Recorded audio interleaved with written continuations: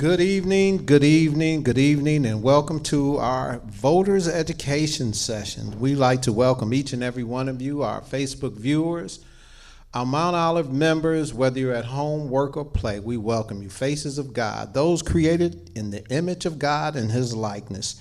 We thank you for joining us this evening. We have a wonderful panel once again this week as we move to this crucial historical voting season. It is going to be a really, really historical event. So everybody just get ready, stand guard, and let's go. But I first want to take care of a couple issues that we need to bring to the forefront. I want us to keep in prayer Pastor Harris and his family. Our minister in training, Mark Harris, and his wife Becky lost their father. Becky's dad, Mr. Jones, transitioned yesterday, so we want to keep them in prayer, asking God to comfort them and lift them up in this trying moment. I've walked in those shoes before, so please, whether it's prayer, phone calls, just let them know and just love on each and every one of them, the entire family. We also want to pray for Pastor Harris as he continues to rest up, and he's fine, but he's just getting some rest. And another member, our own Joni Cooper, she is a glue in this congregation, and she is just around, just busy and communicating with everybody, keeping everybody in touch and aware of what's going on. The other thing I want to talk about is this weekend we culminate to celebrating the month of Pastor Harris being here for 37 years, Pastor Larry L. Harris, 37 years, and First Lady Dorothy Ann Harris. So we just want to celebrate with them this Sunday. We want to love on them. Those that order T-shirts, you will be able to pick them up this Saturday between the hours of 2 and 4. So we will be here at the church giving out those T-shirts. We want to come and just show all the love in unity with our T-shirts.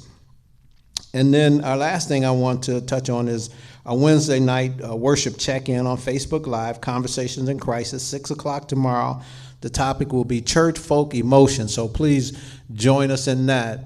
Right now, I want to get to the business at hand, and then we want to bring us in with a prayer. But this evening, we have our voter education panel, our Shontel Brown, Cuyahoga County Democratic Party Chairwoman and County Council. So she is here to bring you all the political news and education that you need. Eric Stubbs, Board of election official. He is here to educate you on the technical aspects of voting. And our own Deborah Miller, who will be moderating this panel with a bunch of questions. And so we welcome your comments. Please send us your comments through Facebook, and we will get to them or any questions you may have. But right now, let us pray us in. Father God, most gracious and eternal God, we come before you as servants that if you've chosen and we've answered the call. God, you have set the agenda for this coming election, a monumental election. And we ask that you cover each and every one of us. Help us to walk in the way you want us to walk as we seek to do your will according to your purpose. Use us, each one of us, as servants to give knowledge to those in need. Speak to our hearts so that we may give all the information that is needed to those. Now, God, bless and anoint this panel this evening as only you can. In Jesus' name, amen. I will turn it over to our wonderful panel. Good evening, everyone. The first question is directed to Shontel and Eric. We are 2 weeks from Election Day today. What do you both see as the most pressing or pertinent issues before us in these next 2 weeks? The first week and then the second week. What needs to take place to make this happen? All right. Well, thank you for the question, and thank you all, Mount Olive family out there watching and joining us here today. The pressing issue has not changed for me. It is voting and voting early. That is what I see, and that what I need people to do in this election to make sure that we have a clear outcome of the results, and we can expedite that when we vote early. So if you have a ballot sitting on your countertop or your table or still in your mailbox, I need you to be expeditious in returning that ballot. And I would encourage you to drop it off at the Board of Elections personally rather than putting it in the mail. So that is the most pressing issue to me. Please, please vote early. Do not wait until November 3rd, because with the increase in coronavirus cases, I've said it once and I'll say it again, our primary election was postponed, and we don't want to, I hope that was not a foreshadow or a precursor of what could happen in a general election. So we can avoid that if we vote early. Thank you. I would have to echo the same sentiments about voting early. Right now, we're 2 weeks out from the election from today. We have 327,000 requests and 111,000 of them back returned. So roughly about 66% of those folks have not returned their ballots. So if you have it sitting on your counter or you have it sitting at the door, wherever it may be, I would ask that you take the opportunity to either put it in the mail or drop it off at the Board of Elections yourself. But with the unknown on November 3rd, with these type of numbers, it will minimize the amount of contact on Election Day. So if we can do that and protect those folks who are workers, who actually take the opportunity to be trained and give their service for Election Day, that would help in that regards. We will be maintaining social distancing at the locations, but if we can minimize the amount of people who come out on November 3rd, which is the last day to vote, because we've had 30. So this is the last day to vote, November 3rd, but I would encourage folks to utilize the early voting process. And if I could just piggyback off of what you said, Eric pointed out that 60% of the requested ballots are still outstanding. So that's over 200,000 people that still have not returned their ballots. And I know we had a little bit of a struggle for people receiving their ballots. So if the second part of that question, in week 2, the last week to early vote, I would say if you have not requested a vote by mail application to date, then do not play games. Just go down to the Board of Elections. They are open every day right now. They are open Monday through Sunday. So Saturday and Sunday, you can vote on the weekends right now. And to add to that, October 24th, we will be doing a parade to the polls right here from Mount Olive at 11 o'clock. We'll have some PPE giveaways, some food, and live entertainment. So come on down to Mount Olive Missionary Baptist Church Saturday, October the 24th for a parade to the polls. And if you have that ballot, that'll be a good time to have a little bit of fun and fellowship while you finish voting. Shontel, I had a question. With the increase in the numbers of coronavirus recently, what are some of the concerns for people who are contemplating going down to vote in person? How should they feel about that? I think you can feel safe. You can have the utmost confidence in our Board of Elections. They have put measures and practices in place to make sure that they are operating safely and securely. So you don't have to worry. They have partitions up. They have a person that is designated to clean those areas after each person casts their ballot in the booth. So someone is coming in, wiping it down. And they, if you want to, they're not recycling pens. You get your own pen. If you want to keep it, you can keep it. If you want to leave it, they'll sanitize it for the next batch that's to go out. So there are really minimal concerns, especially as it relates to voting early right now. And I would say the same would be true on Election Day. The only thing that personally concerns me about voting on Election Day is just the uncertainty of, what could potentially happen. That we would have sufficient amount of poll workers. With the numbers increasing, that could be a Pandora's box for people that have willingly decided that I want to help, but what if they get the coronavirus and they're unable to do that, or someone in their family gets it and they want to quarantine and help, so it's just so many variables related to waiting. So I just can't overstate it and stress it enough. Please, people, just take the time to just figure out a plan on how you can make your way down to the Board of Elections before November 3rd. If we get everybody in by November 2nd, at 7:45, we'll have all the results. So, so I know that's a far-fetched wish. That might not be, but I believe all things are possible with God. We're in the house of the Lord, so we can get everybody that's registered to vote early. It will be a magnificent thing for this county and for this state. Today is October 20th, and we're hearing on the news that the last day you can request your absentee ballot request is October 31st. And time is running and it's going really quickly. What would you say to somebody who's still trying to decide, should I request my absentee ballot? Should I go down? I got time. You don't have time. You don't have time. I will pass that to Eric. We want, under normal circumstances, you would have time. Under normal circumstances, but we're dealing with a pandemic.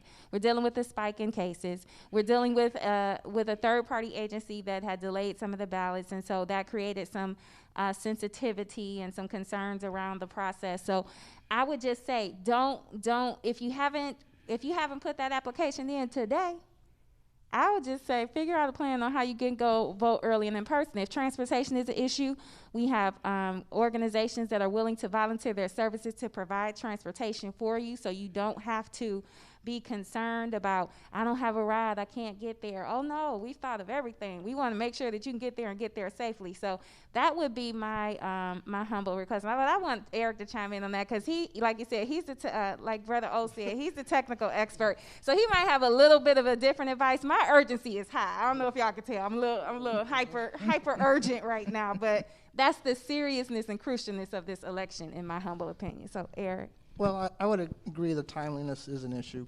I would not say like Shontel today. I would give it another week. Next Tuesday should be your deadline. If you have next Tuesday, you still have 7 days to react. If you're in that window, if you don't get your ballot by Friday, then you have that option of voting in person for 3 more days at the Board of Elections. And then you still also have the option on Election Day. So I would give it Tuesday versus the 2-week window. I know Shontel will like otherwise, but still try to utilize the process. It's there for a reason. We have a lot of measures to track your ballot, so give it another week. We have not had an issue with the post office at this point in time as far as delay. That has not been an issue. So once you get the ballot in hand, now you still have 3 options of how to vote. So allow yourself another week to do this process. To your point, Eric, some people have requested their absentee ballot, but they have yet to receive it in the mail. So what should they start doing to have a plan B? If you have not received your ballot as of tomorrow, then that's when you should be making a call for a second ballot. What will happen is they'll suspend that first ballot and they will send you a second ballot. So I would start panicking tomorrow, or actually start making a phone call to say, if it's a mail issue and it says it was mailed on you will see it in the system, you'll see mailed on the 12th, and some as late as the 16th. So if you have not received it by tomorrow, would be the time to react. And you still have we're still in the window where you have an opportunity with 3 opportunities to vote. So if that happens, call 216-443-VOTE, and then they will be able to send you out a second ballot. This next question goes to both of you. What motivates you most about this election? My life, breathing, freedom, criminal justice, women's reproductive rights, education, affordable health care. Need I continue? I mean, everything that we have worked to make progress on in this nation is on the line right now. This is really an election between love and hate. This is an election between life and death. This is an election between democracy and dictatorship. we have to come together as a people. And I will say this, I was watching, my brother sent me a video of a rapper by the name of Plies. And his comment was he was entertaining a conversation with who he identified as a nice Caucasian lady. And he said, do you think after this election, if Trump loses, will there be violence? And she said, yes. And he said, well, do you think if Biden wins, will there be violence? And she said, yes. Either way, there's going to be violence if Trump loses or wins. And he felt that way because he felt like if Trump's people, if Trump were to win, that the supporters of his would be agitators to the people that lost. If Trump were to win or to lose, then they would be agitators because they lost. Either way, they both agreed there would be violence. But he summed it up with saying, if we both can agree after this election there could be potential violence, then we don't have the right man in office. We've had 44 presidents before this in our life, in the whole life of the nation, the lifetime of our nation, and never has it been this divisive. So that struck me as profound, that if that is what we have come to at this point in our history, then we have to fight like mad to just show up and show out in great numbers. So that's what's on the line. Okay, Eric, I will let you respond. I would share some of Shontel's sentiments on what is on the line, but what motivates me is when I come to work at 7:15 in the morning, our office doesn't open until 8 for voting, and I see people standing on 30th Street in the rain this morning from Euclid all the way to Chester, an hour before the polls open. That is part of that motivation of seeing people doing that every day, 2,000 people showing up in the rain, in the cold, because it's that important. And so that inspires me to continue to come into work and just do it and making sure and reassuring they have that opportunity every day. So that's part of that motivation. And two, and on a side note, I also watched that movie Selma several times. And when you watch it, you have to walk away feeling something. That you know, you're in this position for those who've done this for you, but also too. And then I look at my daughter, and I'm doing it for her because that's what's in front of me. So those are the two things that motivate me. The next question, Shontel, you talked a little bit about it in the last question. I know that this is a presidential election primarily, but what else is important to us? What other offices are we looking at that will most impact our community? Absolutely, thank you. That's a great question. I like to refer to this as a presidential election year. It gets the most attention because the national media pays attention to the presidential races. I do also think it's important to highlight that in Ohio, we have elections that occur every year, often twice, sometimes 3 times a year. Then that's their primary and your general. But this year, during the presidential cycle, you have congressional seats that are up in Ohio. You have judicial seats that are up in Ohio. And the funny thing about judicial seats is the judicial seats are deemed impartial. So they don't have party affiliation on next to their names on the ballot. I don't know if people notice that. And so what tends to happen in judicial races is people tend to vote for the names that they recognize the most or identify with the most.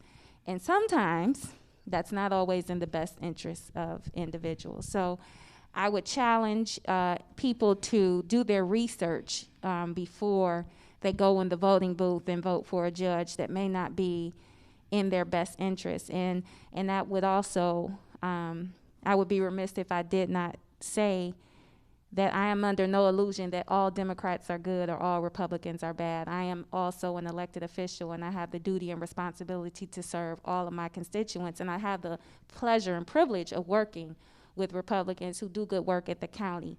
County council members are also on the ballot this election cycle, some of my very colleagues, so they are up for re-election. And state representatives are also on the ballot. And we have state school board races that are on the ballot as well. So it's not all about the president, and I think it's important for people to vote all the way up and down the ticket. And finally, we have issues.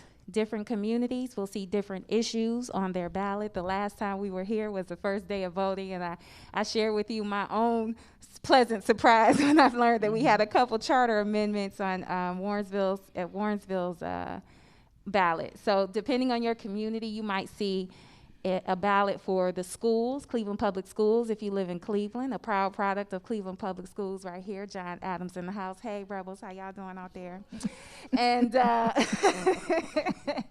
and you'll also see the Cuyahoga County Library. If you have a county library in your community, you'll see that on your ballot as well. And then one of our larger communities, Parma, they'll see both a school levy and the library on their ballot. So it just depends on your community. But yeah, there's so much more going on than the presidential race, but that gets all the attention because it's a national headline. So I'd like to chime in on that. That goes back to the conversation about the early voting process. And now that offers you that opportunity to research candidates and issues prior in the comfort of your home, ask questions, make phone calls, call your elected officials to get more information. So that's part of that process of early voting that you can't buy that. You get the ballot, you have several days or a week or whatever it takes to research the information so you're a better educated voter. We know that there are a group of people that may still be undecided, or they just will say that my vote doesn't matter. I don't like this candidate because of X, Y, and Z. I don't like this candidate because of A, B, and 3. In that instance, how would you encourage someone to look at the big picture, the total picture, and try to get them to realize the importance of this time that we're in? okay, so for me, if you think your vote doesn't count, I'll tell you a personal story. The first time I ran for public office, when the polls closed, I was down by 6 votes. So I thought I'd lost that race. There were 23 provisional ballots in my race, which turned the tide for me. There were 3 of us in that race, and I ended up winning by 7 votes. So it's a 13-vote swing. And for me, that 7, though, represents perfection, completion, and God. So I'm reminded that I am here by his divine intervention and his grace, and that I am a public servant for him and the people that put me in this position. So every vote does count, and that was a very close race. And I had the privilege of registering people that had never voted before in that election. Actually, I remember it was somewhere in the neighborhood of 3 to 5. One gentleman I remember distinctly. So your vote does count. In the presidential, I know it feels a little bit different because of the Electoral College, but I would just challenge you, if you don't think it counts, try it. You don't have anything to lose by voting. Just go ahead and give it a shot. I also like to equate it to the word exercise. We wouldn't go to the gym and work out for one day and think that we were in shape. We would not go into the gym and work out and think, okay, I'm fit as a fiddle, I'm done. No, when we say exercise your right to vote, it's something you have to do ongoing, and you might not see the results that you want to see that very first time, but I promise you, if you continue to practice that, you will start to make changes in the structure of the political system in which I am so privileged to serve in. I cannot make changes alone. I operate in a system where there are 10 other individuals, and in order for me to get things passed, most of the time I need a minimum of 6 people, So I have to convince 5 of my colleagues to support me to get things done. So we can only get those things done. We can only change the laws if we have lawmakers in place that are willing to change them. So in order to get those people in place, I'm counting on people like you who may not believe in the system to continue to put people that look like me and have our interests at heart to be in those positions and to be in those rooms to make those decisions. So I just would plead with them to please give it a shot. Don't give up if it doesn't turn out the way that you wanted it to. And as far as candidates go, there is no perfect candidate. There is no perfect candidate. We can find something wrong with everybody. I come from my mother's womb. I'm a mother's girl, blue, true blue, thick and through. I love my mama, but we don't agree on 100% of anything. Like there's not one person on this earth, identical twins, that agree on everything. So we have to get out of this mindset, it's my way or the highway, or it's all or nothing. We have to figure out ways to compromise and to find ways where things that we do have in common so we can build on those. Because I do believe at the end of the day, we have more in common than not. And so we have to focus on those things. So that would be my plea. As Shontel pointed out earlier about the number of offices and things that are on the ballot, the ballot is like a menu. There's something on there that either applies to your day-to-day life or someone in your family. So there's something on that ballot you can have, but you don't want the opportunity of 20% of the population making the decision for the other 80%. And that's what happens when you don't vote. When you stay at home and you don't vote at all, somebody else is making the other decisions for your life, whether or not it's your taxes, a liquor option, or the elected officials in your community. So, and especially in this community, in the Cleveland community and in the urban areas of Detroit, when other people are making those decisions, you are putting your life in their hands. And that's the choice. That's what you have to really look at it as. Eric, can you talk about the voting process for the voter that goes down to the Board of Elections and they make a mistake on their ballot? What is that process?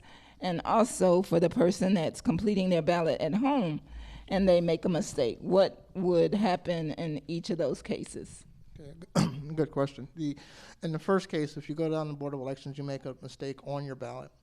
It's like an election day process. You would go to the machine, you would scan it, and it would reject your ballot if you made a mistake. So they will give you another ballot to do that.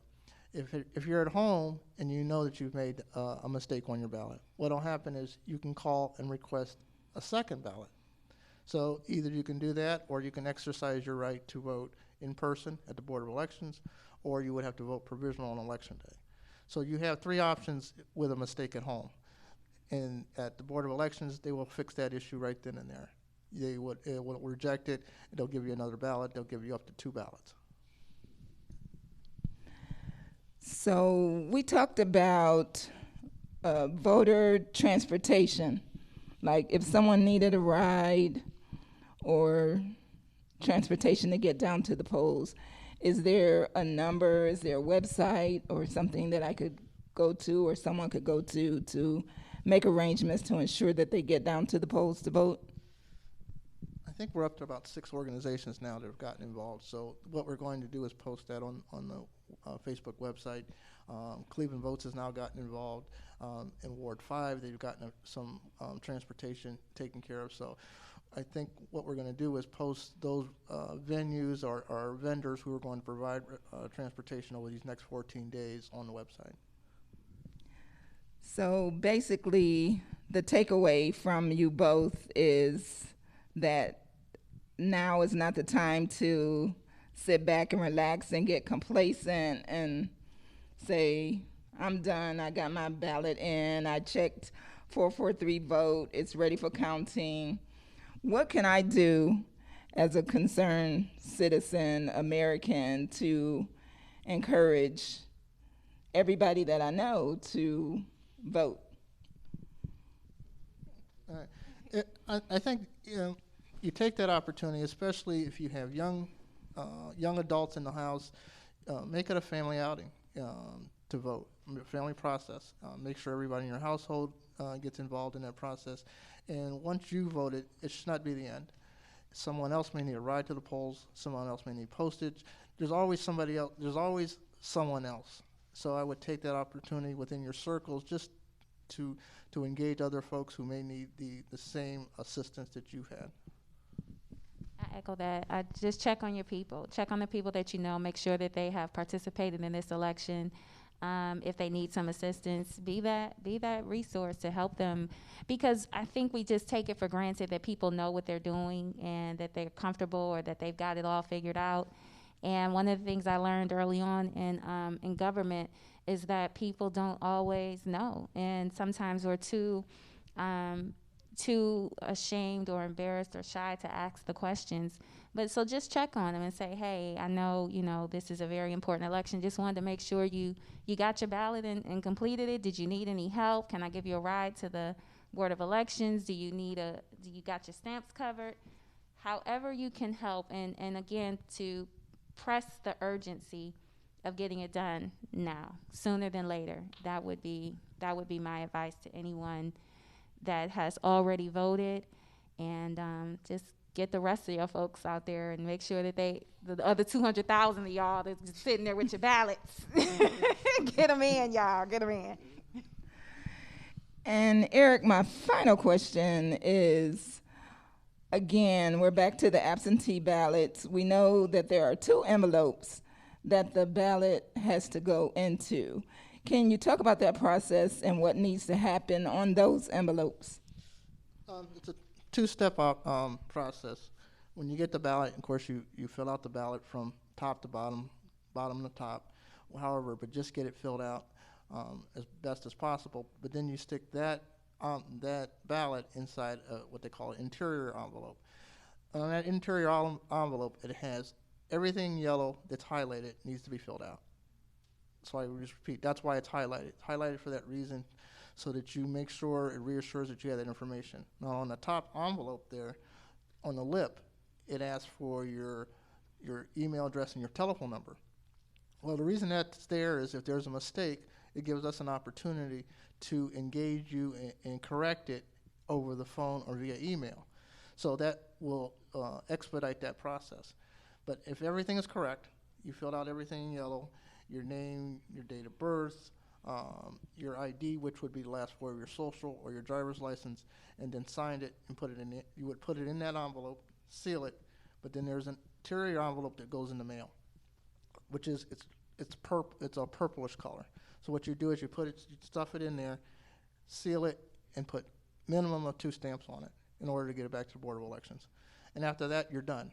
But as Shontel mentioned, you also have the option of dropping it off at the Board of Elections. And then after that, you can go to Track My Ballot, too. There's something else that I did. There's a link on the Board of Elections website. It's called the Track My Ballot link. So once you drop it off, that will tell you that your ballot has been accepted and ready for counting. And that is such a satisfying feeling, because you know that you've done everything correctly. If you have not yet received your ballot, that you could use that same link too, to see where your ballot is. So if you're one of those 200,000 people that has not returned their ballot yet, you can go to Track My Ballot in the event that you haven't received your ballot and see where it is in the process. And if you don't get it by next Tuesday, according to Eric, then I'm going to need you to go down to the Board of Elections at 2925 Euclid Avenue. We have extended the hours, 8 to 6 on Monday through Friday. Vote early. On Saturday, 8 to 4, and I believe Sunday is 1 to 5. So right after Sunday service, get your little hot cakes and sausage and eat up, and then come on down to the Board of Elections on Sunday if you haven't done so by Sunday, all right? But I'm hoping that at least half of y'all will have taken care of this by the 24th, which I would like to remind you, we'll be doing Parade to the Polls from Mount Olive Missionary Baptist Church at 11 o'clock, where we will have food and live performances. Thank you very much. And Shontel, to that point, you stated on November 3rd, for the folks that have voted early and have mailed in their ballots, When does the counting process start for those individuals? For the ones that are taking my advice and voting early, at 7:45, we can start tabulating those. We can start counting those early. So if you're waiting till election day, let's say you just don't want to listen to Shontel, which would be the craziest thing in the world for you to do, but okay, it's a few of y'all out there that I know might do that. But seriously, if you wait till November the 3rd, the polls close at 7:30. Now let's say it's a long line, then we have to accommodate those people who are in line by 7:30. So if they don't get done until 9, then we've got to go through a process with all those folks to make sure they get their ballots in and counted. Then we got to go through a process to make sure that we've done everything right. And then we got to take them down to the Board of Elections. So now, instead of knowing at 7:45, we have already added at least 2 hours to this window. So please, help us.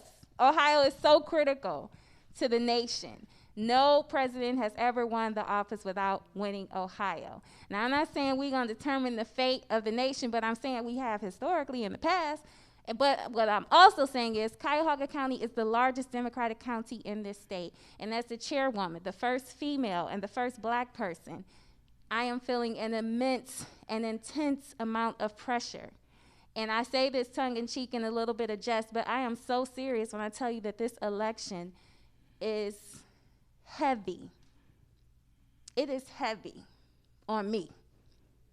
So if you are watching and you can't find any reason to vote, I take that personal. I take it very personal.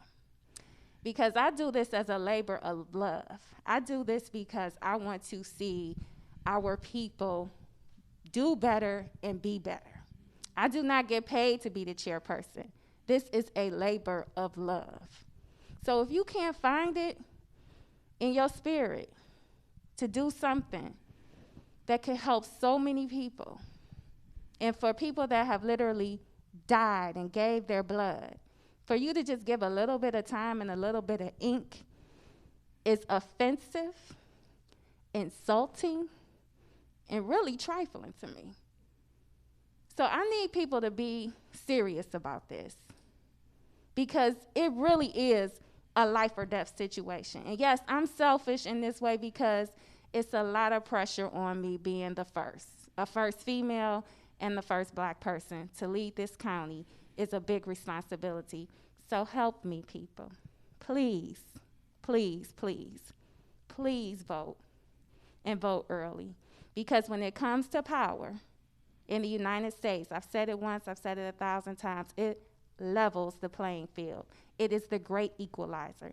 Whether you're black, white, rich, poor, gay, straight, Baptist, Catholic, Democrat, Republican, GED to PhD, everybody gets one vote.